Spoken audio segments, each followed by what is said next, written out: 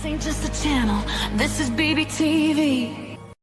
It's Thankful Thursday, a pause in the chaos to notice what still holds up, keeps us going, or surprised us this week in the best way. Gratitude lives here. It's A boss be rising, BBTV's igniting, turn the volume up, yeah, the whole world's invited. From the gravel road to the neon dream, she built an empire out of broken wings. Boss be rising, sky ain't even the ceiling when she hits go live, everybody feels it.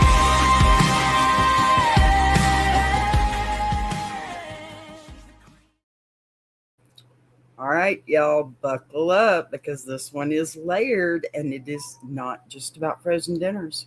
Today, we're talking about parenting under pressure, resentment you didn't expect to feel, money, stress, cultural differences in food, and what happens when an overwhelmed adult collides with an 80-year-old who didn't ask to be here.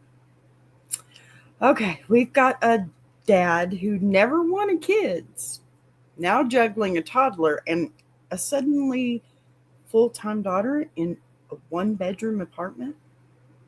We've got an uprooted child adjusting to a brand new life. We've got microwavable meals, expensive noodles, hurt feelings, and one sentence that sets the internet on fire. And as always, we're not just here to drag someone or hand out easy labels.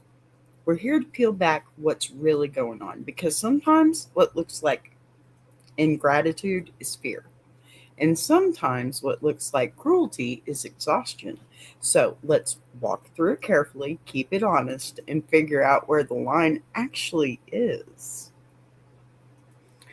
Okay, let's see here. 1 second, please. Let me load this up. I'm not prepared for some reason. I mean, I am, but I'm not. Ha ha ha. Okay. Now. Here we go. And here we go. Am I the a-hole for wanting a thank you? This situation. She's female, 29, sister, who is 26 female, got a new car and picked it up on her lunch break, leaving behind her old car. She was not trading it in.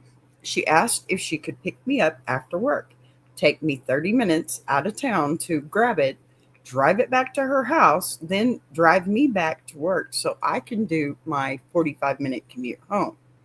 The errand itself was uneventful. The only issue being that she did not once utter a thank you. Not when she asked, not when she got me, and not when she dropped me off. I don't ask for gas or compensation when I do things for her. This is the norm for her. I am so conditioned to not receive thanks that I didn't even realize that it never occurred until she had sped off and I was in my car. So, after doing this task, I decided I am done doing things for her. Yes, family helps each other, but they don't take advantage of each other either. I am tired of being used for her purposes and pretty much ignored, which is cool because she is a piece of work anyways. The rest of the time. All right. To be continued here. 2 days after the car thing and my resignation to go back to setting boundaries and saying no, she messaged me asking me to do the exact same thing because this used car she bought off of a sketchy lot is leaking brake fluid and they have to fix it. I said I was sorry, but no. She doesn't ever offer thanks or an ounce of gratitude when I do help her, and then just expects me to keep doing stuff for her. I was done. Well, this went over about how you can expect. It was like me asking for a thank you was too much or too rich for her blood or something. She started verbally attacking me, telling me that I should hear what people say about me. I'm a loser and a user, that I am going nowhere in life, and that I am the most selfish and self-centered person on the planet. Now, I know one of those. It's not you. Hello, Plus Sister. Hi, Elizabeth.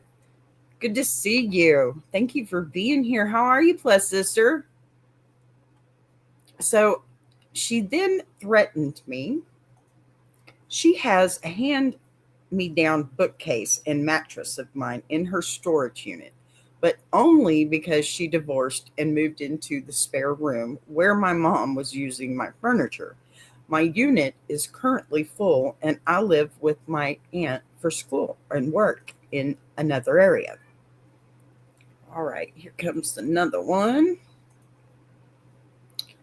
So this turned into her telling me I can come get my storage crap that will be sitting outside her unit.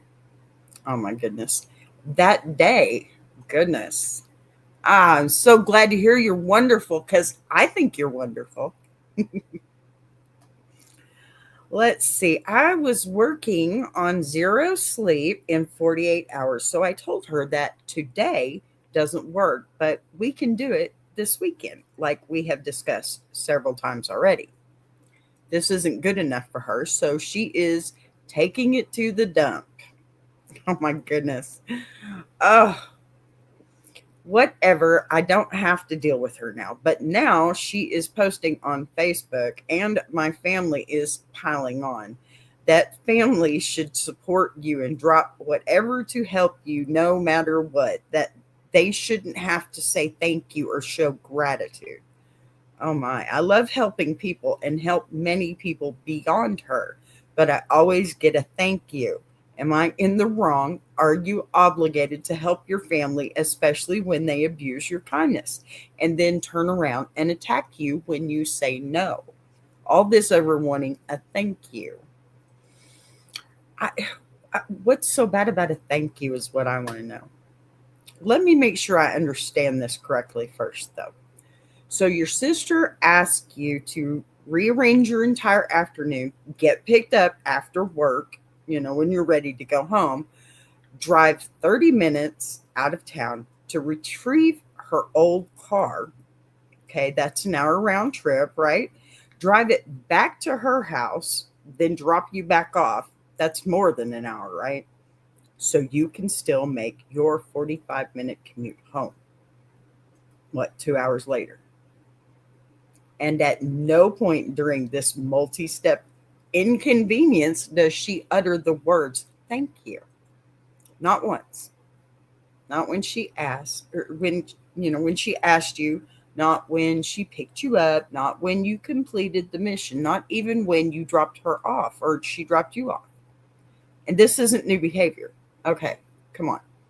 This is her normal. Are you kidding me? Are you so conditioned to not receiving basic acknowledgement from her that you didn't even register it until she sped off?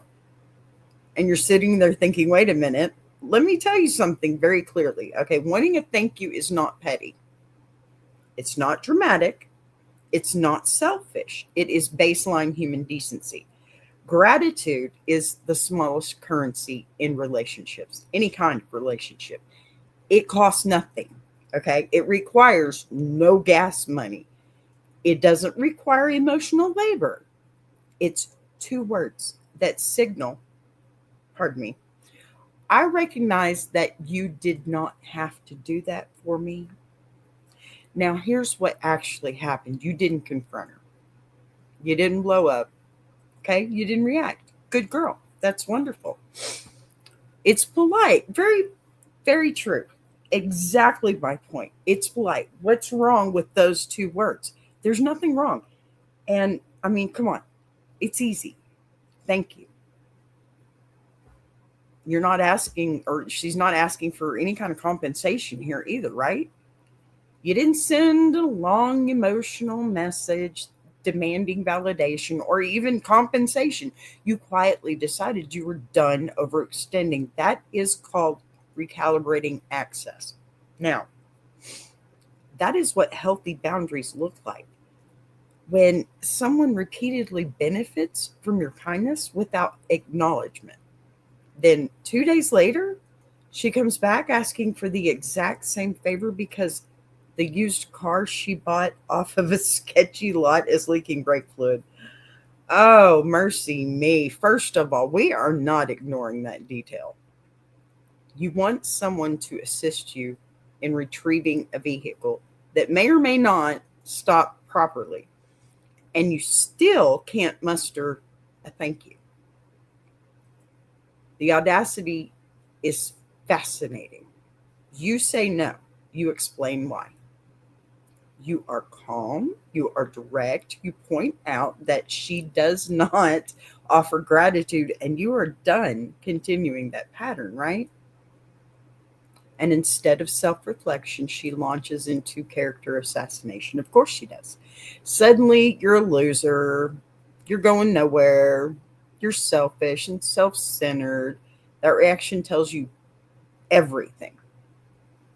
When someone responds to a boundary with insults instead of introspection, they were benefiting from your lack of one. Hello. And then we escalate to the storage unit threat. She has your bookcase and mattress because of her divorce situation. And now that you have said no, she's threatening to put your belongings outside or take them to the dump immediately. Ooh, somebody needs to grow up. My goodness, that is not about logistics. That's about retaliation. You know it is. Someone trying to punish you for removing access. Let's talk about this family narrative floating around. Oh, Facebook. Oh, Facebook. Come on. Because this is where it gets manipulative. Family should support you no matter what. You shouldn't have to say thank you. That's not support. That is obligation dressed up as virtue. I said it. Support does not erase gratitude. In fact, the closer the relationship, the more gratitude matters because you're supposed to care about preserving it. You're not obligated to drop everything for someone who consistently treats your time like it has no value. And you're not obligated to help someone who weaponizes your boundaries. You don't have to tolerate verbal abuse because you declined a favor. And you are definitely not obligated to accept a public smear campaign because you asked for basic respect. I'm sorry. You're right. Being polite is respectful, right, Nisi? It's polite. It's respectful. Why can't people do that? Oh my gosh. I just want to shake this one. I just wake up, honey. It's time to wake up. Here is the uncomfortable truth. Okay, some families confuse unconditional love with unconditional access. They think blood equals entitlement, and it doesn't. Love without respect turns into resentment. Period. Full stop. And you're already feeling that resentment build. The fact that you love helping people and receive gratitude from literally everyone else tells me the issue is not your expectation level. The issue is her pattern. And let's address something important. You did not ask her to grovel. You didn't demand repayment. You didn't ask for praise. Oh my gosh. You wanted acknowledgement. When someone cannot give you even that, they are not being generous with your relationship. It's true. They are consuming it. Oh, so are you the villain here? No, no, no. You're someone who has finally recognized that repeated and acknowledged labor is draining. You are someone who said, I'm done participating in a one sided dynamic. Nothing wrong with that. That's not selfish. It's not anything but self respecting. Now, the real question isn't whether you're wrong. The real question is whether you're prepared to hold that boundary when the noise continues. Because once you step out of a role that benefits others, they'll try to push you back into it real quick. The insults, the Facebook posts, the family pile-on. That is pressure designed to make you cave.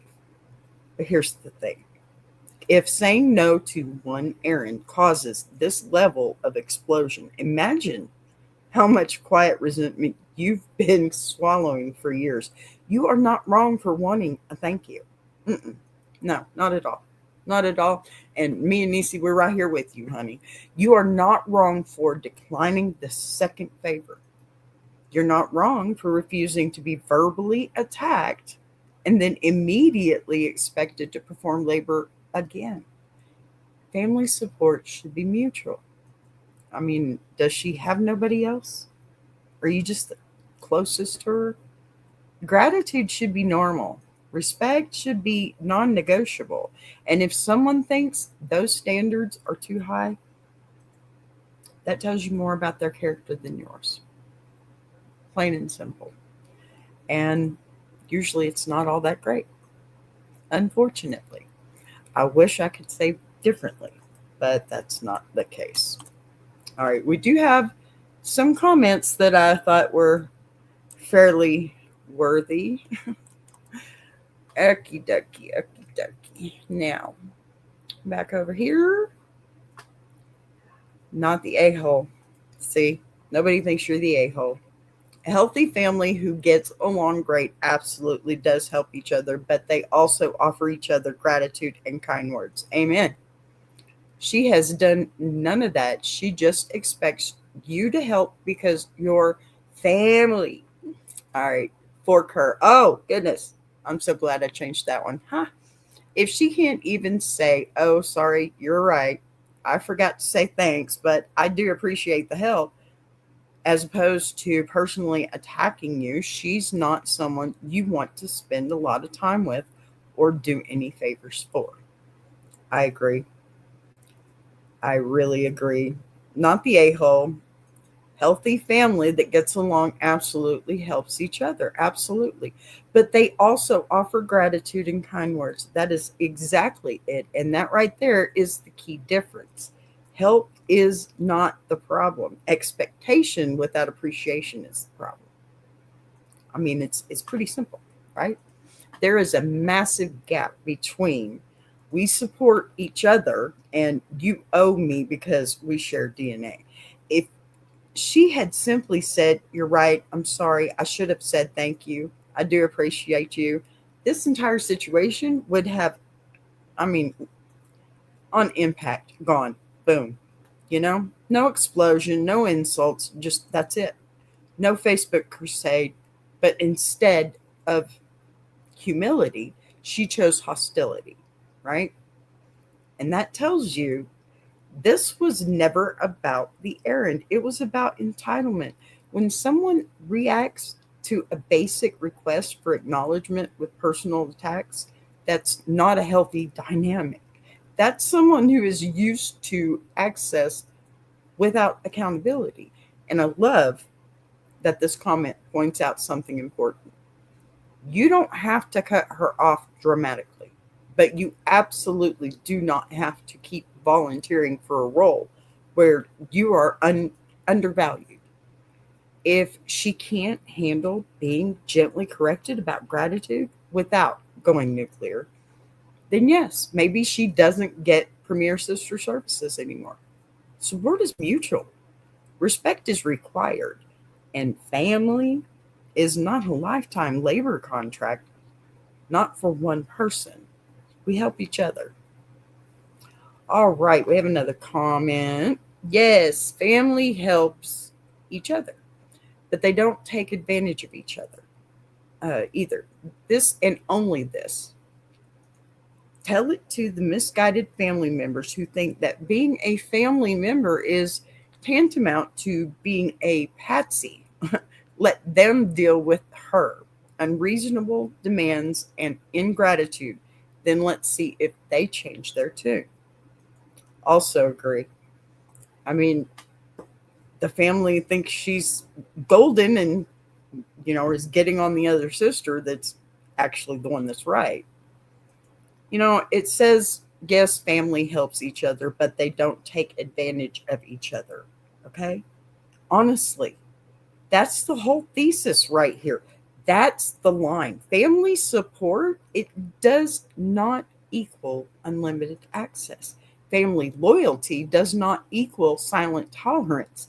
And being related to someone, it does not automatically make you their on call assistant. This idea that blood means you must absorb disrespect quietly is outdated and it's manipulative. If the extended family is so passionate about how you drop everything no matter what, then wonderful. Volunteer them. Let them go do the dirty minute or 30-minute drive, pardon me. The dirty word, the 30-minute drive. Let them rearrange their schedules. Let them handle the leaking brake fluid situation. They can experience the no thank you energy firsthand. It is very easy to preach sacrifice when you are not the one sacrificing, right? The second it becomes their time, their gas, their inconvenience, suddenly gratitude starts sounding a lot more reasonable. You are not refusing to help because you hate your sister. You're refusing to participate in a pattern where your kindness is treated like a given. If other relatives believe that makes you wrong, they are more than welcome to step up and prove how selfless they are, right? It's funny how quickly the choir quiets down when the collection plate reaches their row. Sometimes, All right, here's another comment. And the original poster had a response. Um, Need more info. When you told her no, did you say it was for her, not saying thank you for last time, or just no, sorry, I can't do it? It only matters because you said that she has never been a thank you type person. So you expecting her to change is kind of silly. Otherwise, it is 100% your prerogative to do or not do someone a favor. No explanation needed. And the original poster responded, I said, I'm sorry, but no, you'll have to find someone else to help you. You didn't even thank me for the last time. Messages devolved from there. Mostly her name calling and bashing and me saying okay because I didn't want to stoop to her level of immaturity. We have talked about the thank you thing before. It is totally my bad for breaking my boundaries I had set for the sake of peace. Okay. So, comment 3 here. I think it's kind of ask whether you explained that your no was about the lack of gratitude, and your response makes it very clear that you did. You didn't shut her down with a vague excuse. That's a good thing. You said, I'm sorry, but no. You'll have to find someone else to help you. No, thank you for me last time.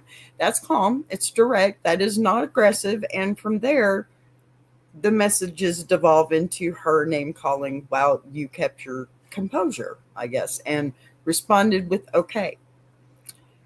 Because you refused to sink to her level. That's good. But that detail matters. It really does. You gave her context. You reminded her this has been an ongoing issue. You even discussed the gratitude thing before. So this was not a shocking, out of nowhere standard. So, of course, I mean, I'm on your side here. I'm on your side. She said, and I do want to address the part where you said it was totally my bad for breaking your boundaries for the sake of peace. Okay. That right there is the growth moment. Okay. You had boundaries. You bent them to avoid conflict. The conflict happened anyway. That's the lesson. Keeping the peace by overextending yourself only delays the explosion. Okay. It doesn't prevent it.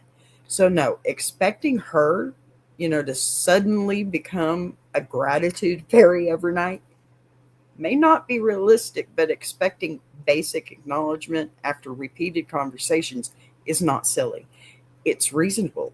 And once you clearly restated that boundary and she chose insults over accountability, yeah, the responsibility for the fallout shifted entirely onto her.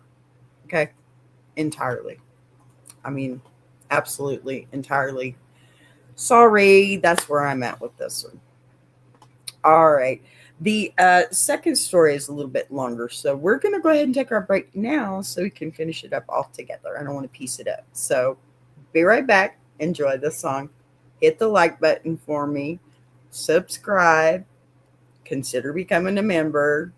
Any of that is wonderful and welcome. Thank you so much. Be right back.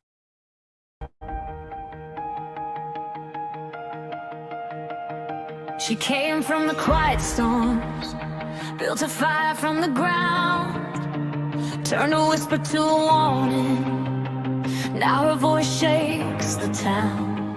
Every setback was a lesson, every doubt became a key, unlocking something bigger. That's the rise of Boss B.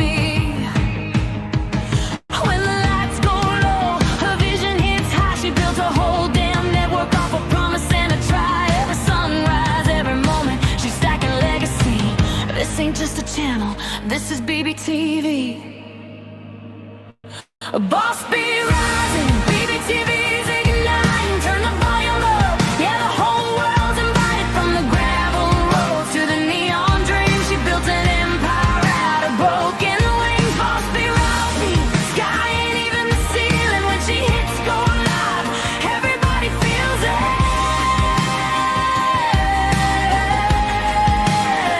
She's the queen of the comeback, the storm in the stream, crafting stories out of heartbeats, making visions out of dreams. Got thunder in the hustle, got a voice that cuts clean. Every mic she touches turns the power unseen. So let further spin the numbers, let the views rise slow or fast. Boss B doesn't measure wins by echoes of the past. This moment is a pivot, this season's history. Bow down to the founder of the BBTV dynasty.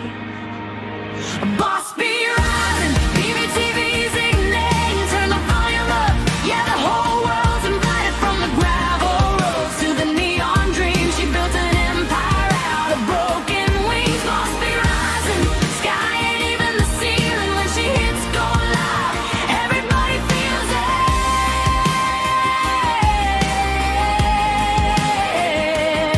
She's got fire in the head, it's got truth in the frame, got a heart that won't retire and a gift you can't name. Every loop, every letter, every dream she sets free, it's a love note to the world sign.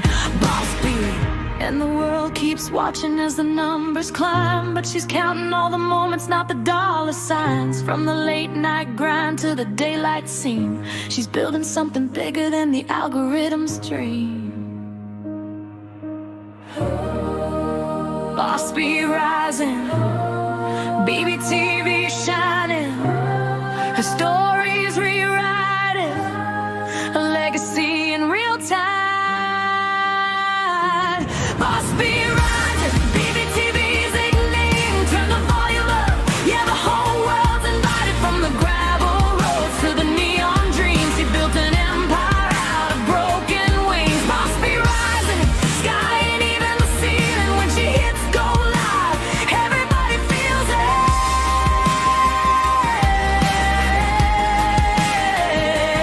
BBTV, where the stories breathe. BBTV, where the dreamers believe. Boss B rising, watch her take her place. This is BBTV, this is her grace.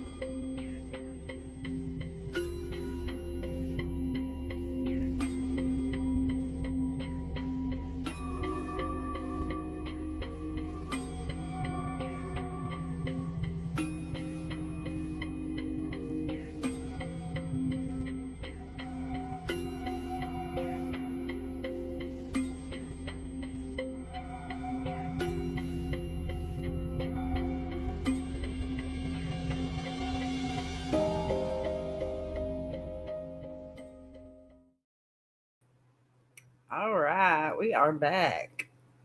Now, I have another story for you. Let me pull this up here for you. Oop, up here. Okay, here we go. Am I the a hole for telling my daughter that if she can't be grateful for what she eats, then she doesn't have to eat at all? I think I heard that when I was a kid. I, 26 male, have a 8-year-old female daughter, Eva. Eva's mom and I were a fling. She got pregnant, and I was honest about not wanting to be a father. And she said that was fine and insisted that her mother was supportive and would help her. I now have a girlfriend, 23 female, and we had an unexpected pregnancy. Even though I never wanted kids, I am serious about my girlfriend, so I chose to father our child, whom I now love very much. She is May, one and a year and a half old female.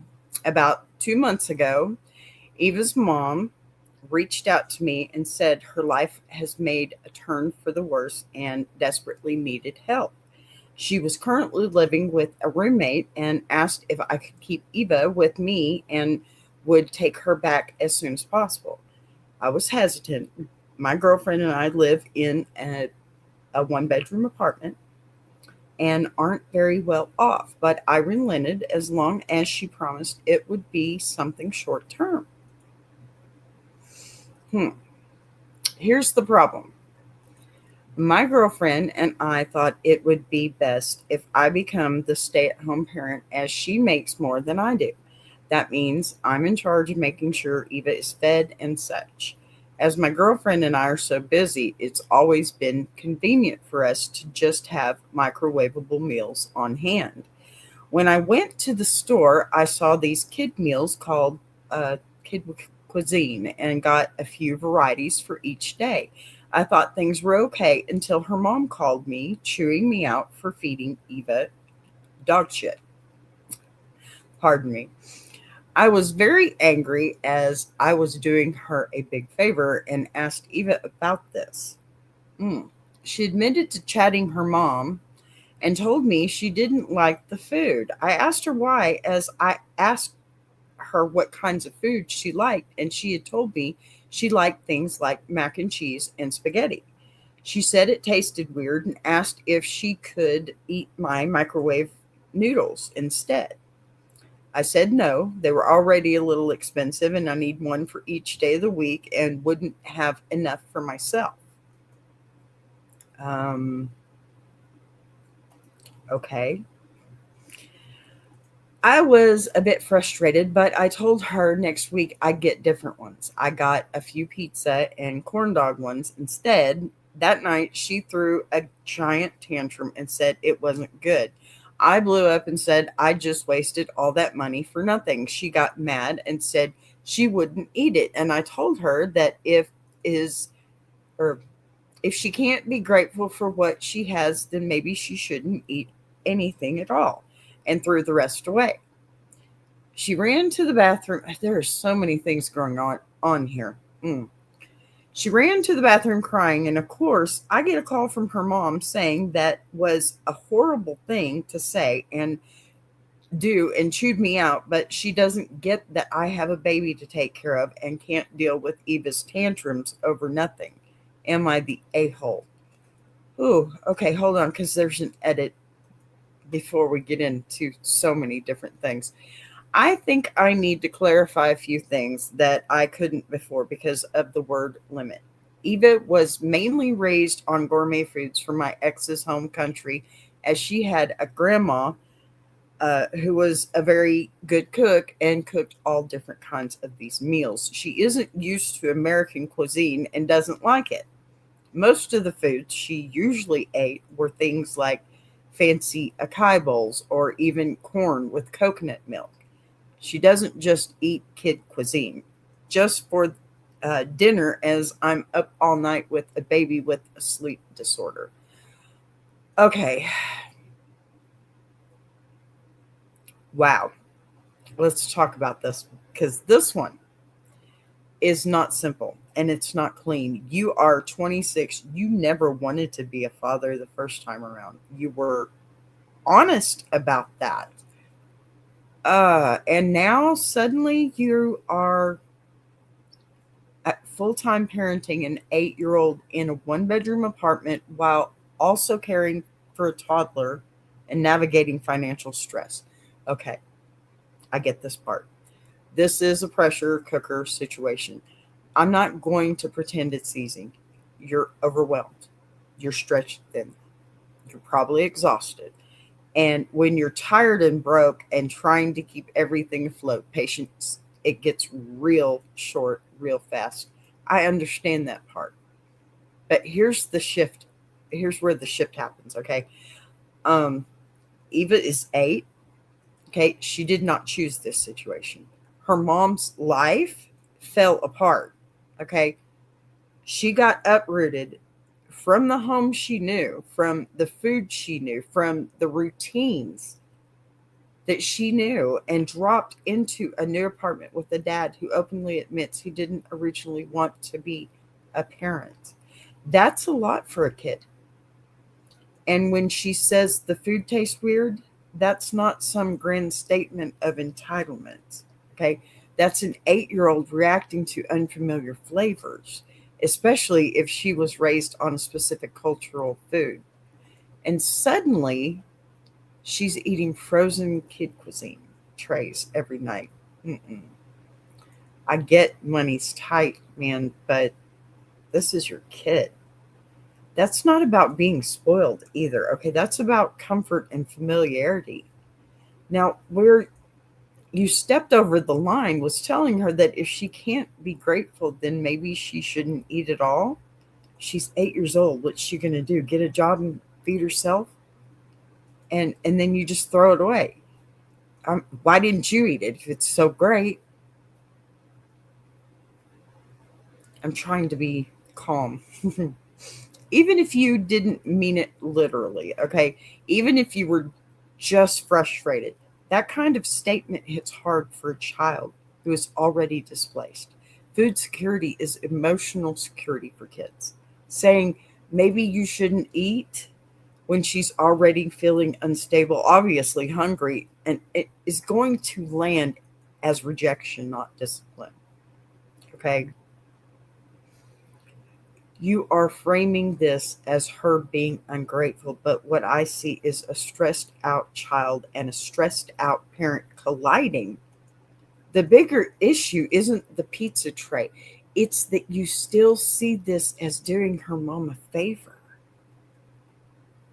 Once you agreed to have Eva live with you, even short term, you stepped into full parenting mode. There's no partials here. Okay, she's in your home. That means her needs are not secondary to convenience. It doesn't mean you need to become a gourmet chef. It means there's a middle ground. Basic pasta, rice, something affordable and simple. Come on, mac and cheese, a box of mac and cheese.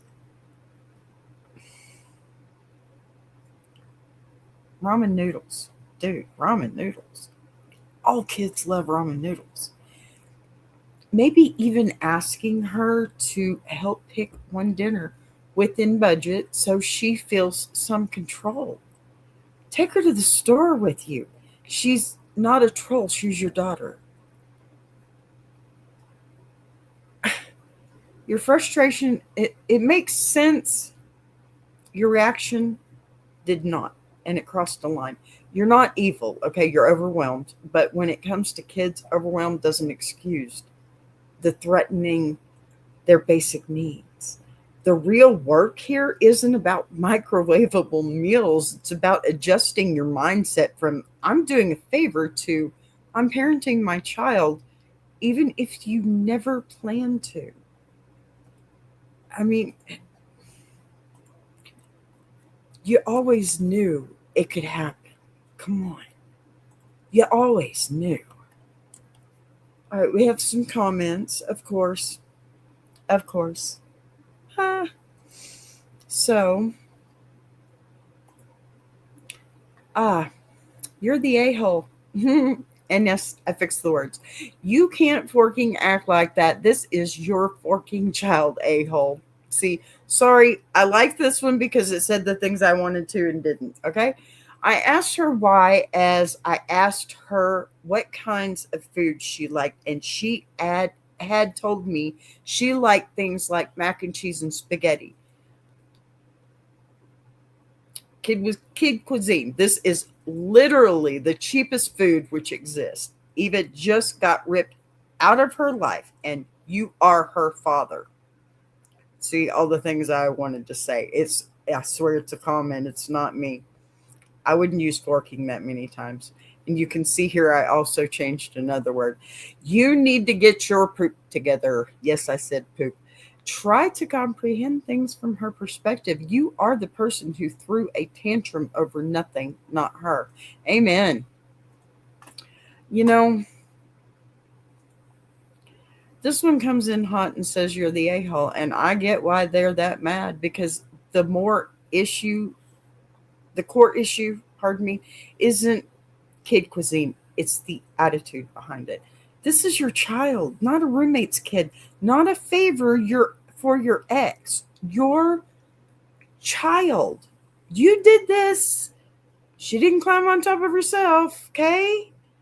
And when you treat feeding her like some optional charity work, people are going to drag you, because that's mindset leaks out in everything you do. Eva didn't get ungrateful, okay? She got uprooted.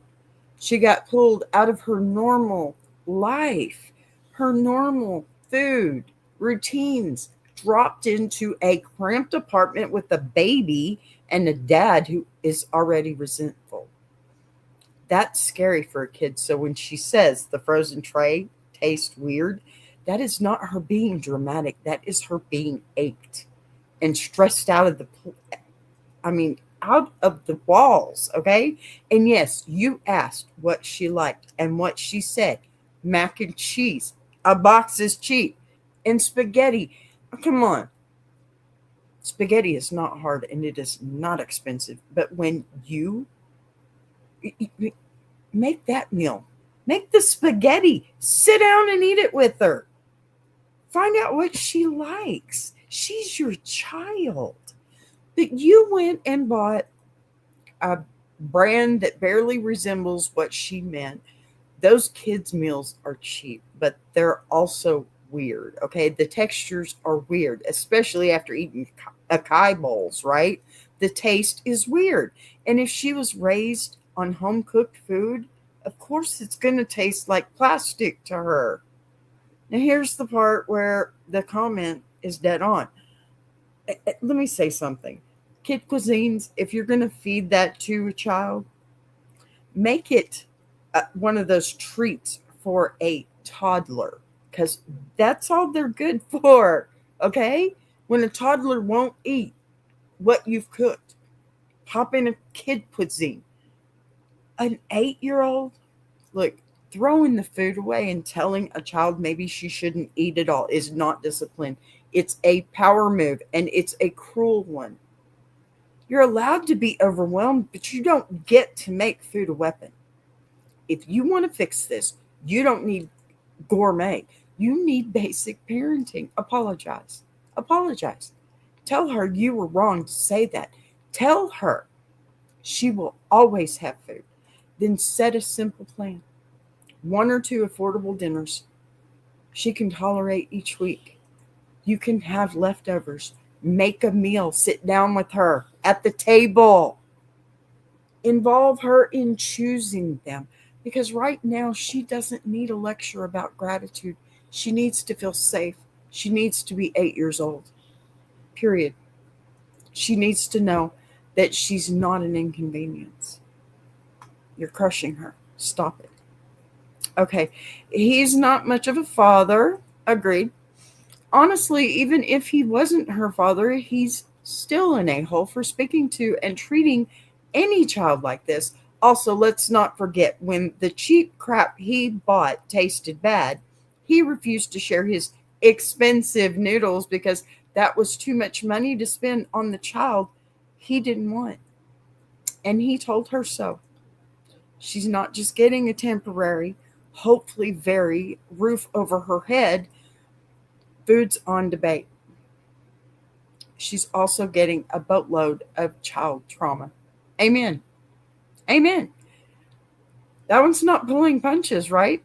They're basically saying, even if you weren't her father, talking to a child like that would still make you wrong. And the noodles detail is what really lit the fire for me. Because from the outside, it looks like this. The cheap meal is for her. The better noodles are for you. And when she asked to share, you said no because they were expensive and you needed them for yourself. Pause and really hear how that lands. It lands to an 8-year-old who already feels secondary on top of hunger. That doesn't translate as budgeting, that translates as you don't rank. And whether you meant it that way or not, kids don't process nuance. They process patterns. She sees the better option exists. She asked and she's told she's not worth the cost. That sticks. The comment is also right about something uncomfortable. Trauma doesn't require screaming or physical harm. It builds from repeated moments where a child feels unwanted, inconvenient, or unsafe. You didn't want to be a dad originally. That's on record. If she senses even a hint that she's a burden, every small conflict reinforces that story in her head. Now, does that mean you're doomed as a father? No, no. But it does mean you have to be intentional. Budgeting is real. Money is tight. That's valid. It's valid, but it's doable. And you know this. But when you frame it in a way that sounds like I'm not sacrificing my comfort for you, it creates a hierarchy she will remember. If you want to undo that, the fix is simple but not easy. Okay? Reassurance, shared meals. Make the meal with her. Get her a stool if she's too short. Do whatever you need to. Be a parent. Be a parent. And very clear messaging that she is not an inconvenience. Because right now, that's the wound people in these comments are reacting to. Okay? Got a couple more. So I wonder if he grunts about having to peel the lid back for her. I bet he does. Or press microwave buttons. Then doesn't even put the packaging in the bin and dumps the whole lot in the sink for his not wife to clean up when she gets home. I wonder. That's a little over the top, but still sarcastic, and I love it. The reason it stings is because it's questioning your effort level. They're basically asking, are you actually trying? Or are you doing the bare minimum with resentment attached? And I think that's it. Because kids can feel that energy. Even if you don't say anything, they can feel it. Have you hugged her? That's my question. Have you hugged that child? She does belong to you, after all. She shares your DNA. She probably looks like if you take a good look. You know, if dinner feels like a chore you hate doing for her, she's going to react to that more than the actual food. Now, we don't know if you're grunting and leaving messes, but the perception right now is that you're inconvenienced by her existence. That's the part you need to correct immediately. Even simple meals can be served with care. Even microwave food can come with, hey, I know this isn't what you're used to, but we're figuring it out together. The tone matters more than the tray, right? All right, one last one. It's a little bit longer, but my answer isn't, okay? I'm having a hard time believing this is even real. I know, right? He can't even tell the story without contradicting himself. She likes mac and cheese and spaghetti, which are the most basic Americanized dishes there are beyond cheeseburger and hot dog. Agreed. Then turns around and says she's a gourmet eater that doesn't like basic kid food when she already said she did.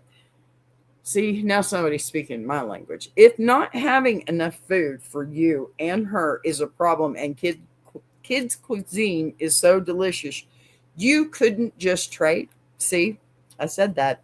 That's a whole lot of nonsense and unnecessary words to ultimately just say, I don't like this kid and don't consider her my problem. Blunt, but also true. I'm not going to do more than keep her alive, and I only took her because she's half of my problem legally, but not in my heart. And we don't want DSS to get involved, especially when mom says this is just temporary and she hasn't bothered us in 8 years. I have a favorite biological child, and I'm just biding my time. I resent the fact that I got someone pregnant that I don't love and didn't realize the consequences of my actions. And now I have a new life and don't consider this child part of it. Honestly, at this point, you're going out of your way to be the worst kind of human being. Amen. Sorry. And it's not even about the food. Agreed. Totally agreed. And I mean, who wouldn't? They're basically calling out what they see as the subtext, not the surface. They're saying this isn't about mac and cheese versus gourmet food. It's about inconsistency and attitude. On one hand, you say she likes basic American dishes like spaghetti and mac and cheese. On the other hand, you say you describe her as this gourmet eater and can't tolerate kid food, right? That contradiction makes people question whether the issue is actually her taste or your frustration. Frustration. Let me say that one more time. And the trade comment. That one hits because if the meals are fine, why not swap once in a while? From the outside, it looks less like budgeting and more like drawing a line about who gets the better option. But the part that really fuels the anger is this comment is the emotional undertone. They're reading resentment. They're reading, I didn't want this child.